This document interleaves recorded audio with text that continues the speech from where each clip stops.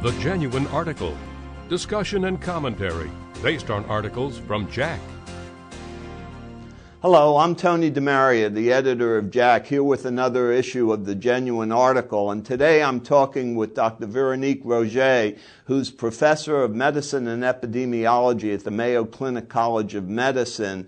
And Veronique has published, or will soon publish, I should say, in JACC, a really interesting article that deals with the course of patients who are diagnosed as having heart failure with a particular focus on rehospitalization. So Veronique, why don't you tell us what was the nature of the patient population that you studied?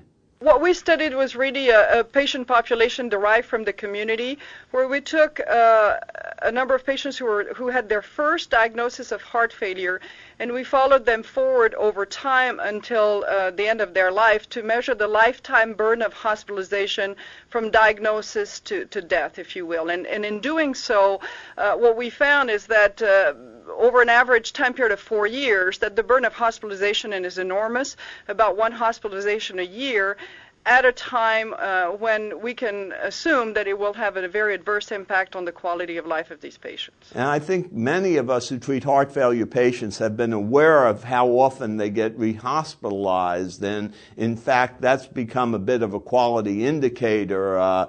Do patients get rehospitalized, and in what period of time?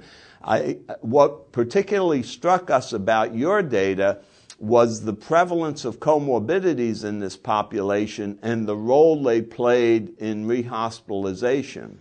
Yeah, and I think it certainly struck us too when we started analyzing the data, is that number one, the burden of comorbidity is huge. Number two, we studied a decade's worth of data from 87 to 2006, and over that time period we found that actually the burden of comorbidity was increasing over time, so it's becoming a bigger problem.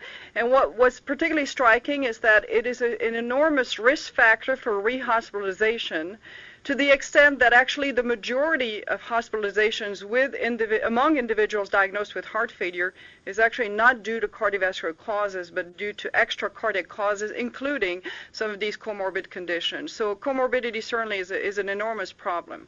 Yeah, and that has implications for both therapy and using rehospitalization as a quality indicator. I would anticipate that it will make us focus on the entire patient a lot more in the setting of congestive heart failure and the role these comorbidities play. We may do a spectacular job of treating the heart failure, but they may be readmitted for some other comorbidity.